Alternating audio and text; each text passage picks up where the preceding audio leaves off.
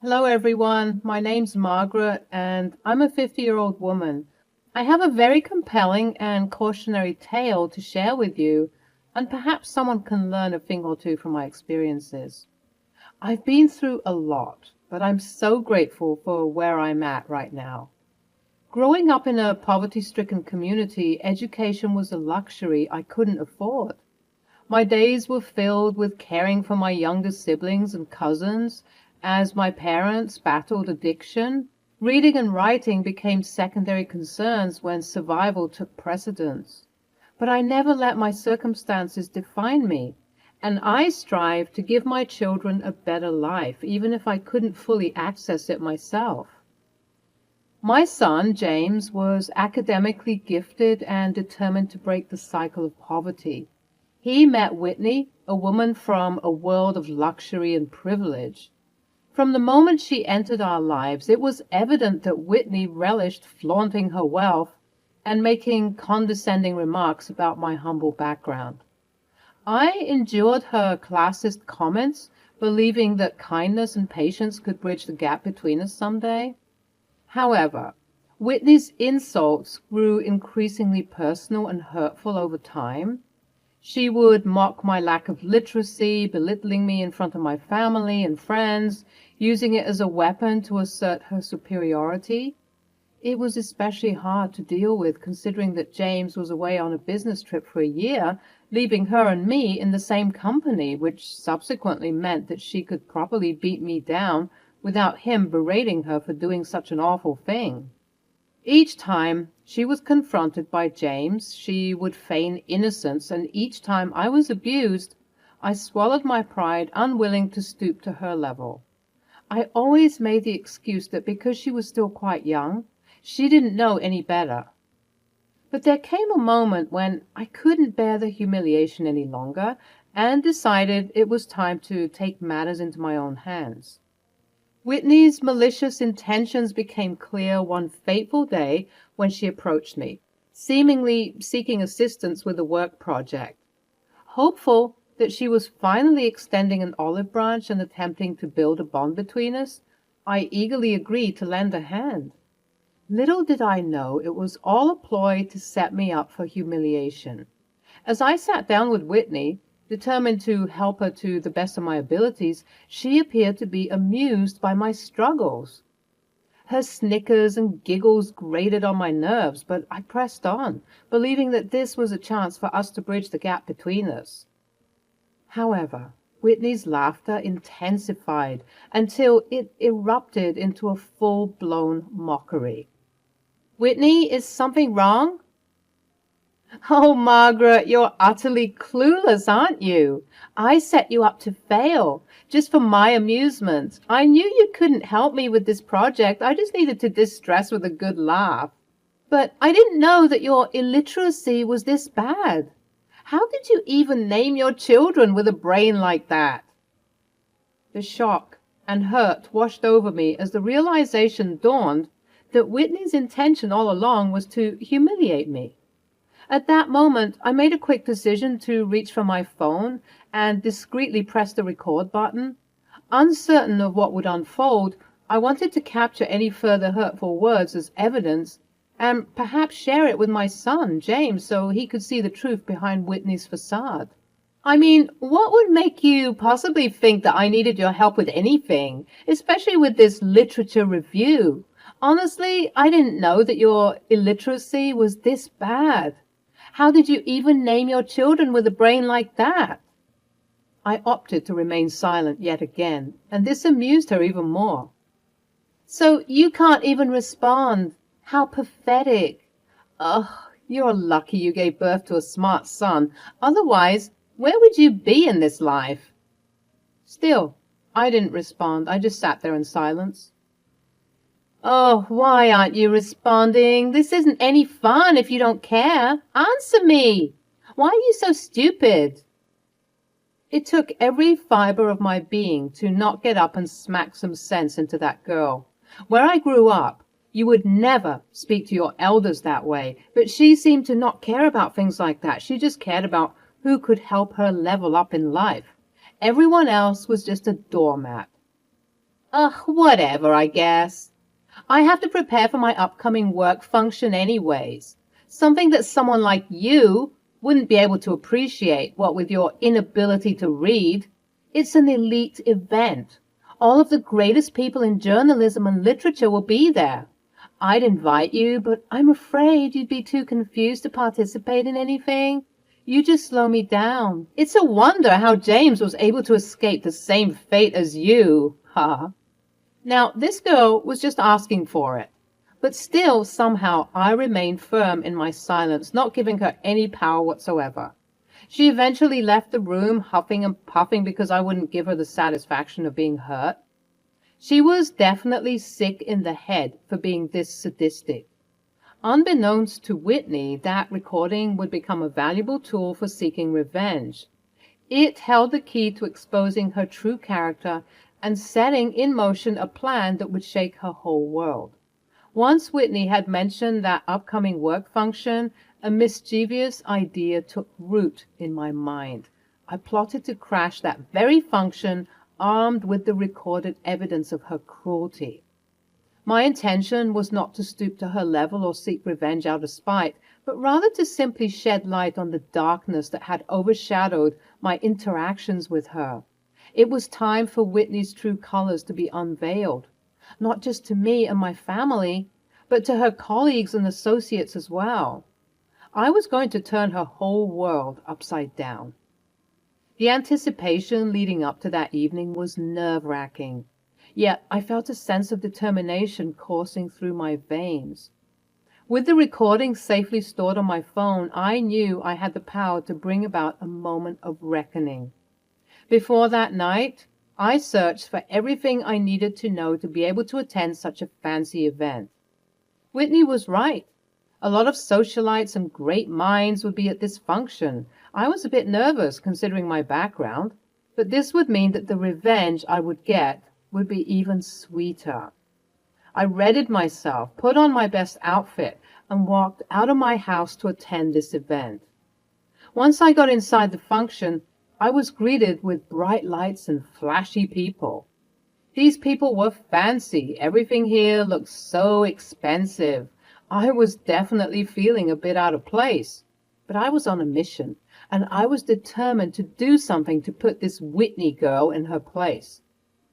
Suddenly, I felt a strong grip on my shoulder, forcing me to whisk myself around. "What on earth are you doing here? Are you being serious right now? Don't make me laugh, Margaret. When I mentioned this event, it was not an invitation. Now get out of here before you embarrass me. My boss is here and she's keeping a close eye on me. I don't need you messing anything up for me. I swear to—" "Oh!" Whitney's surprise led me to follow her eyes to a beautiful woman making her way towards us. She was a woman who carried herself well, and you could tell that she was a very prominent figure in her field because we weren't the only people looking at her. It seemed like the whole room seemed to follow her. She was magnificent. "That's Harriet. She's my boss. When she gets here, do what you do best and shut your trap, okay? I don't need you embarrassing me." "Why, hello, Whitney. How are you?" "I'm doing quite well, thanks. And yourself?" "Thank you so much once again for the esteemed opportunity to be part of this project. I'm truly humbled by—" "Oh, I'm sorry. I believe we haven't met. My name is Harriet, and you are?" "Oh, ma'am, I'm nobody. I'm just Whitney's mother-in-law, that's all." "Ah, lovely. A pleasure to meet your acquaintance." "The pleasure is all mine." "Oh, please don't mind her, Harriet. She was just leaving." "But why? The party just got started." "Wow, you're right. I never get to attend functions like this. I think I'll stay, Whitney. I've changed my mind. Is that all right?" Oh, that's perfectly fine, Margaret. Stay as long as you'd like." "Whitney, I'm going to need to talk to you later. So find me when the event is almost finished, all right?" "You got it, boss." Harriet walked away to meet and greet more people. I was simply impressed with her and her demeanor, but right next to me was a seething cockroach waiting to berate me. "You, I told you to get out of here, and I told you to be silent, but you just can't resist embarrassing me, can you? So you expected me to keep quiet when she was talking to me directly? Are you crazy? Ugh, whatever, just go home. I'm staying. Slightly taken aback by my assertiveness, Whitney left me alone. She stormed off to a dark corner somewhere. I chose to enjoy my time instead of being defeated by Whitney's words. I wandered around the function, appreciating the various works of literature and journalism that were presented before me. Although I wasn't doing too well with the reading from the atmosphere of the various stalls and exhibits, I could connect with the vibes and the ambience of the stories before me. There were some powerful pieces about African and indigenous literature, and it was really beautiful to behold. But after some time, I grew bored of my surroundings. There was only so much I could achieve considering my lack of literacy skills. I stood around not really sure what to do next until I felt someone calling my name. I whipped my head around to find Harriet behind me. Margaret, hello. Oh, hello, Harriet. How are you? I'm doing well. The event is going swimmingly. I just saw you wandering around and I wanted to make sure you were all right. Yes, Mom, I'm doing fine. Well, it's just that, you see, oh my goodness, I'm so embarrassed to even admit this, but I can't read all that well. Oh, do you have eye problems? No, it's not that. I just never learned properly. I didn't grow up in the best circumstances and I couldn't learn. Then I got older and I felt like the opportunity missed me. Oh, I'm sorry to hear that, Margaret. Whitney didn't tell me anything. Yes, well, I'm not surprised. I hope you won't mind me asking, but what are you doing here if you can't read and write all that well? Well, I'm here to reveal some information that I think you might be interested in knowing. Oh? Yes, it's about Whitney. Oh, follow me to a quieter place. All right. I followed her to a secluded area on a different floor of the building. I then began to divulge the information about Whitney and her wicked ways. I told her how she mistreated me so often due to my illiteracy, and that I had a recording of her disparaging me. If I'm being honest, Mom, I came here because I wanted people to know the real Whitney. I think she's awful, and she can do some real damage to people's emotions. So I felt it best to at least present the evidence so that you, as her superior, would do what's best for you and this company. Wow, Margaret, I don't know what to say. This is a lot. Please show me the recording. I played the recording that I took on my phone, and Harriet was gasping with disbelief at everything that Whitney was saying. This is horrible. Why would she say those things? That's just the type of person she is, ma'am. She's always talking down on people who are beneath her.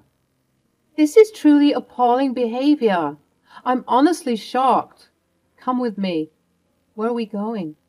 To teach that brat a lesson. You know, she's always had this air of arrogance on her. She was always acting as if she knew better than anyone else just because she comes from a powerful and wealthy family. But she's not that great. I'm so glad that someone else noticed. I knew she was a spoiled brat, but I didn't know that it was this bad. And honestly, hearing this information makes me sick to my stomach. So we're going to teach her a lesson. We made it back to the main event, and Harriet took me to the media booth where a guy was handling the slideshows. She explained to him that there was something important to say, and that I needed to connect my phone to the speakers. Wait, Harriet, you don't intend that I would be the one exposing her here in front of all these people? That's exactly what I want you to do. I simply couldn't. I told you earlier, I'm a nobody. I can't do this. That girl has been walking all over you for God knows how long. This is your moment to take your power back. But what about your event? Won't people be disappointed with such a dramatic display? Offended? They'll be elated to know that we're the type of company that weeds out the bad guys and only brings on the good guys. This will be good press, trust me. The events that unfolded at the function were nothing short of dramatic. Clutching my phone tightly, I took the stage and grabbed the mic. People began to pay attention, and somewhere off in the distance I saw raging eyes looking at me. Whitney was looking absolutely bewildered, and she began to make her way to the stage, but I was determined to seize this opportunity. Attention! May I please have everyone's attention, please? Thank you. You all don't know me, and you don't need to know me for what I'm about to say. You just need to know that as much as this is an event that celebrates reading and writing, I hope you also know that there is a significant population in this country who don't know how to read and write. And oftentimes we use these abilities to determine someone's intellect, but that couldn't be further from the truth. Recently, I encountered someone who made me feel inferior due to my inability to properly read and write. In fact, this abuse has been going on for a long while, but I've decided to stand up against this and expose this person for the vile individual they truly are. Whitney was making her way closer and closer to the stage. I smirked and maintained eye contact with her as I hit play on my phone to expose her awful words from before to the whole function. The room fell into an uncomfortable silence as Whitney's cruel laughter echoed through the speakers, exposing her true nature. Whispers and gasps rippled all through the crowd, and as I looked around, I noticed the shocked expressions on the faces of her colleagues and superiors. Whitney, who was practically at the front of the stage now, was red with embarrassment. She, too, was whipping her head around to see the reactions of people. The veil of sophistication and professionalism that Whitney had so carefully woven around herself was torn apart, revealing her true ugly and savage-like nature. This person is none other than Whitney Thatcher, the woman you see right in front of me. She's my daughter-in-law, and this is how she talks to me consistently. More gasps and whispers were circulating the space, except this time they were more ferocious. Everyone was looking at Whitney with disgust. I can explain.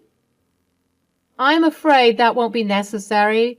I always knew that because you were a Nepo baby, you were bound to be spoiled and entitled, maybe even a little bit sassy, but downright evil? That's really low, Whitney. Harriet got another mic and began her spiel. Folks, Margaret has raised an important point tonight, that we must treat everyone with kindness and respect regardless of where they come from and what they know. This is certainly the energy and attitude that we at Nimbles Inc. promote with fervor and purity. But unfortunately, it appears as though a member of our herd has not been upholding these standards. As such, Whitney Thatcher, you are fired from this company. The whole room erupted. Some people were cheering, others were still gasping with disbelief, and others still were taking pictures and videos of the whole debacle. Whitney was gobsmacked, and she looked at me with murderous intent.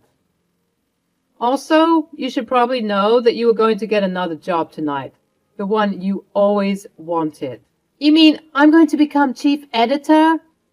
Well, not anymore. After finding out what we just found out, you won't even be able to apply for another journalism job again. You'll be hearing from my father and my lawyer. You'll all be sorry. I swear it. Whitney stomped out, and as she was walking out, people were booing and hissing at her. The night ended with many people approaching me and congratulating me on the speech I did, commending me for being strong. Harriet approached me as the night was wrapping up and said, You know, I've been looking for some inspiration lately. I've been wanting to write a book on a topic I haven't tackled before, and I think that I've found my inspiration. You've got such a powerful voice and a powerful story to tell, and I would hate for that to go to waste. What are you saying? I'm saying that I want you to be part of my team. You'll be able to see and experience things that you've never experienced before because I want to write a book about you. A book? About me? Count me in. I jumped on board this opportunity with haste, and Harriet and I became best of friends. She wrote a book about me, and it garnered a lot of success. The book was about my struggles growing up and taking care of everyone around me, and although I was labeled by society as an infidel, I was more than capable and more than intellectual because I had gotten the real test of life. I went on many book tours and interviews and podcasts discussing the overnight success of the book. Life was certainly getting better for me, and what's more, I started learning how to read and write. Before, I was ashamed that a grown woman like me wasn't able to do it, but I learned that there is no shame in not knowing. How else do we grow as humans if not through trial and error? I quickly accelerated in my classes, and it's the reason why I'm able to write this story today. As for Whitney, she reaped what she had sown, losing not just one but two jobs in a single day. She faced the consequences of her actions, and while it may have been a painful lesson for her, it also served as an opportunity for growth and self-reflection. I don't know where she is now because after her debacle gained national notoriety, James had opted to get a divorce from her, finally being sick and tired of her abuse towards me and other people that she stepped on just because she felt like she could. I don't know where she is today, but I do hope that she has learned her lesson. For me, the journey towards bettering myself continues every day. I have gained recognition from my past, and now I can live a lavish and luxurious life, thanks to the practice of being humble and patient. So to anyone who is enduring or suffering any abuse, I promise you, it does get better. You have to keep fighting. And when your opportunity for a way out and a way up presents itself, you need to grab it with all of your might. Because you don't know where you might end up, but it's definitely going to be a blessing.